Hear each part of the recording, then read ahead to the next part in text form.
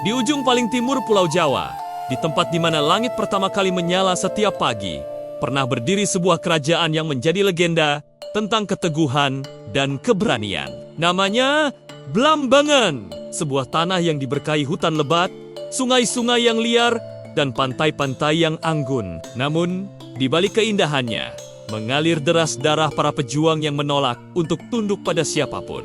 Kisah ini dimulai ratusan tahun yang lalu, ketika kerajaan Majapahit perlahan mulai meredup. Kerajaan agung itu runtuh, bagaikan matahari sore yang perlahan tenggelam di balik cakrawala. Banyak wilayah kekuasaannya memilih takdir baru. Tetapi, Blambangan berbeda. Ia memilih untuk bertahan. Ia menjadi api terakhir dari warisan Majapahit, satu-satunya kerajaan Hindu yang masih berdiri kokoh ketika tanah Jawa mulai berubah. Wilayah Blambangan adalah benteng alami. Hutannya begitu lebat, sampai-sampai sinar matahari harus berjuang keras menembus rerimbunan dedaunan. Sungai-sungai besar mengalir gagah dari pegunungan menuju lautan luas, seolah membawa serta kisah para leluhur dari masa lalu. Disinilah para petani menanam padi, diiringi doa-doa kuno. Para nelayan melaut dengan sesaji untuk para penunggu samudra. Dan para pendekar menjaga setiap jengkal batas desa, layaknya penjaga dunia lama. Blambangan bukan sekedar sebidang tanah. Ia adalah sebuah cara hidup yang menyatu dengan alam. Setelah Majapahit runtuh, gelombang pengungsian mengarah ke timur. Para bangsawan, prajurit, seniman, dan siapa saja yang masih setia pada adat lama melarikan diri menuju Blambangan. Mereka tidak datang dengan tangan kosong. Mereka membawa serta naskah-naskah kuno, pusaka-pusaka keramat. Dan yang terpenting, mimpi lama tentang kejayaan Majapahit. Di Blambangan, mereka menemukan rumah baru. Raja-raja Blambangan pun dengan bangga memegang teguh nilai-nilai luhur Majapahit. Upacara ritual, bahasa, hingga hukum adatnya tetap dijaga. Dari sinilah muncul sebuah anggapan yang terus hidup. Selama Blambangan masih ada, maka Majapahit tidak akan pernah sepenuhnya sirna. Berbicara tentang Blambangan, tak lengkap rasanya tanpa menyebut salah satu tokohnya yang paling melegenda, Minak Jinggo. Dalam berbagai kisah, ia digambarkan dengan wajah yang berbeda, suara yang berat seperti guruh, dan tubuh yang besar laksana raksasa. Namun, di balik penampilannya yang menyeramkan, keberaniannya setinggi gunung, dan kesetiaannya lebih kuat dari baja. Dalam babat Jawa, ia sering digambarkan sebagai pemberontak yang melawan kekuasaan pusat Majapahit. Akan tetapi, dalam cerita rakyat Blambangan, ia adalah pahlawan yang murka karena keadilan telah diinjak-injak. Minak Jinggo hidup di masa transisi yang penuh ketidakpastian.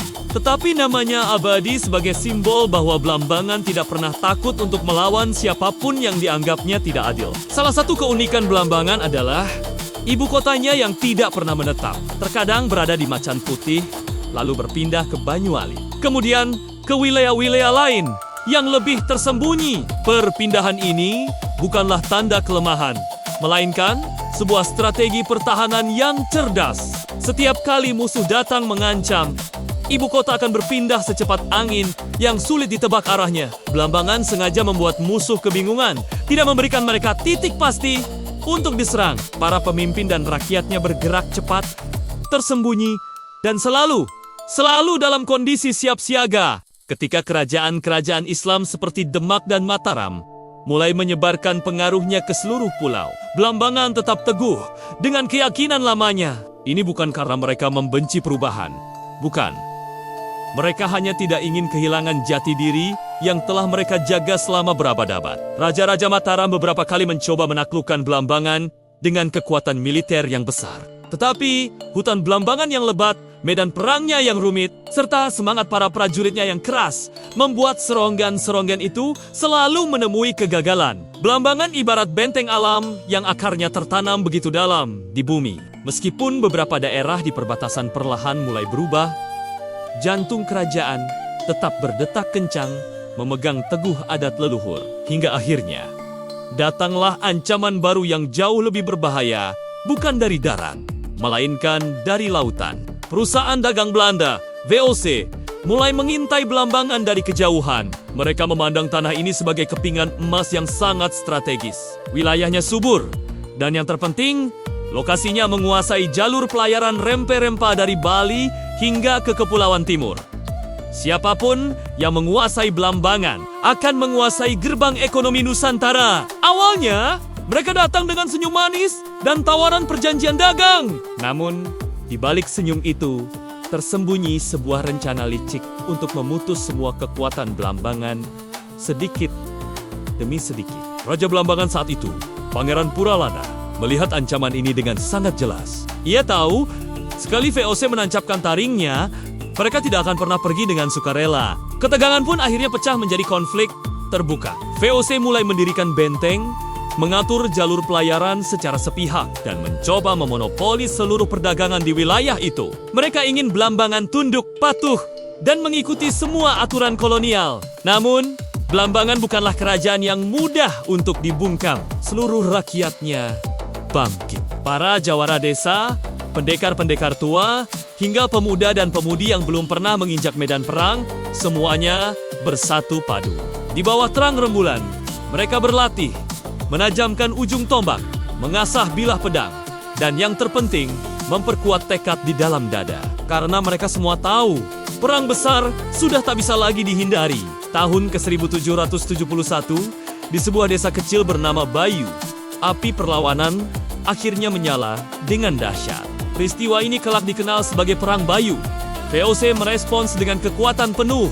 Mereka mengirim ribuan pasukan, lengkap dengan meriam-meriam besar, kapal-kapal perang, dan tentara bayaran dari berbagai bangsa. Di sisi lain, Blambangan hanya membawa tekad, pengetahuan akan tanahnya sendiri, perlindungan dari hutannya, dan darah pejuang yang pantang menyerah. Dalam perang itu, suara ledakan meriam mengguncang perbukitan. Asap tebal membubung ke langit, menutupi cahaya matahari. Desa-desa dibakar menjadi arang. Tetapi, semangat Blambangan tak kunjung padam. Setiap kali satu pejuang tumbang, dua pejuang lainnya bangkit menggantikannya. Di tengah kekacauan itu, para pemimpin Blambangan mengucapkan sebuah sumpah yang masih dikenang hingga hari ini. Lebih baik hancur lebur daripada hidup di bawah penjajahan. Namun, Perang Bayu berlangsung terlalu lama. VOC menggunakan taktik bumi hangus. Mereka membakar kampung demi kampung, menebang hutan-hutan yang menjadi tempat berlindung, dan menghancurkan lumbang-lembang makanan. Mereka tidak hanya memerangi para prajurit Blambangan, mereka memerangi harapan hidup seluruh rakyatnya. Pada akhirnya, pertahanan di desa Bayu pun jatuh. Banyak pejuang gugur sebagai pahlawan. Api perlawanan Blambangan perlahan meredup. Meskipun mereka kalah dari segi persenjataan dan jumlah pasukan, jiwa Blambangan tidak pernah benar-benar runtuh. Karena apa yang mereka wariskan bukanlah kemenangan, melainkan sebuah semangat yang tidak akan pernah bisa ditaklukkan oleh siapapun. Setelah Perang Bayu, Blambangan secara administratif memang jatuh ke tangan VOC. Namun, kerajaan ini tidak pernah dianggap benar-benar mati. Ia menjelma menjadi cerita yang tersimpan rapat di dalam hati masyarakat Banyuwangi. Ia menjadi roh yang senantiasa menjaga tanah di ujung timur Pulau Jawa ini. Tradisi, ritual, dan seni-seni kuno warisan Blambangan tetap tumbuh subur. Menjadi bukti nyata bahwa warisannya masih terus mengalir dalam denyut nadi kehidupan hingga hari ini. Karena sesungguhnya, Blambangan bukan hanya sekadar sebuah kerajaan. Ia adalah sebuah simbol. Simbol dari keteguhan, keberanian, dan kesetiaan pada jati diri. Dan seperti matahari yang selalu terbit pertama kali di ufuk timur Jawa, nama Blambangan akan selalu bersinar terang, meskipun istananya telah lama tiada. Terima kasih sudah menyimak. Jangan lupa untuk subscribe agar tidak ketinggalan cerita-cerita menarik lainnya. Dan jangan tinggalkan sholat 5 waktu.